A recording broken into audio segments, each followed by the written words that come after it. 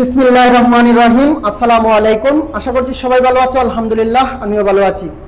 সুপ্রিয় শিক্ষার্থী, আমি সাজিদ স্যার আজকে তোমাদের সামনে হাজির হয়েছি ইংরেজি ব্যাকরণ নিয়ে। আজকে আমাদের আলোচনার বিষয় হচ্ছে ভয়েস চেঞ্জ। সুপ্রিয় শিক্ষার্থী, ভয়েস চেঞ্জের উপরে পূর্বে আমাদের আরো 12টি ক্লাস হয়ে গেছে। আজকে আমাদের ভয়েস চেঞ্জের উপর হচ্ছে 13টি ক্লাস, 13 নম্বর ক্লাস।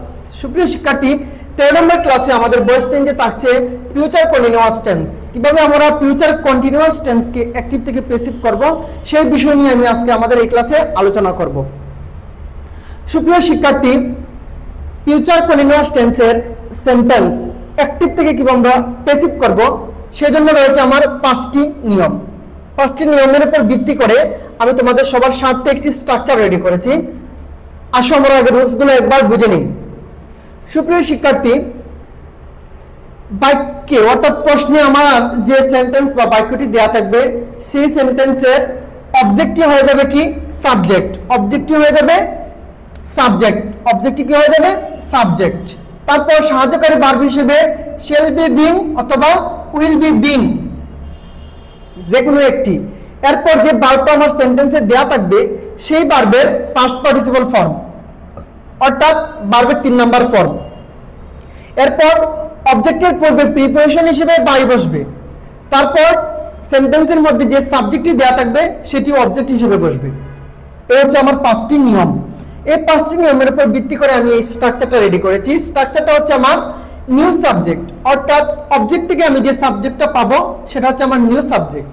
এরপর সাহায্যকারী ভার্ব হিসেবে শ্যাল বি বিং অথবা উইল বি বিং, যে কোনো একটি। এরপর হচ্ছে যে ভার্বটা আমার দেওয়া থাকবে সেই ভার্বের 3 নাম্বার ফর্ম।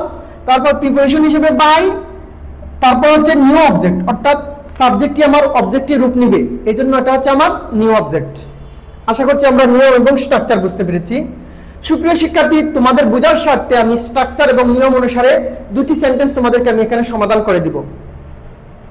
আমি এক্সাম্পল লিখে রেখেছি। 1 নম্বর সেন্টেন্স লিখেছি, we shall be eating rice.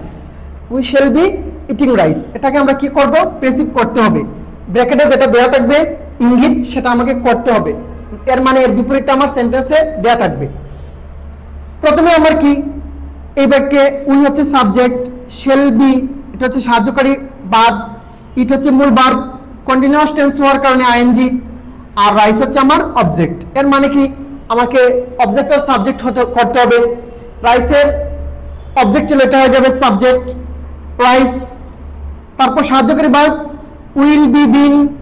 Being হচ্ছে গিয়া তোমার আইএনজি ফর্মের জন্য, তাহলে রাইস উইল বি বিং।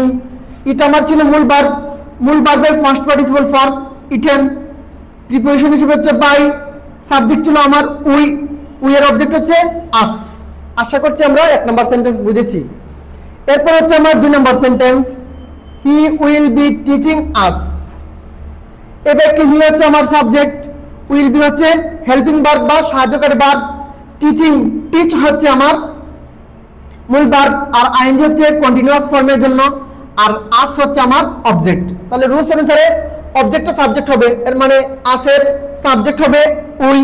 তারপর সাহায্যকারী ভার্ব হিসেবে will be being. Will be being, being হচ্ছে তোমার আইএনজি ফর্মের জন্য। এরপর হচ্ছে টিচের 3 নম্বর ফর্ম হচ্ছে টট। প্রিপোজিশন হিসেবে বাই। সাবজেক্ট ছিল আমার হি, হির অবজেক্ট হচ্ছে হিম।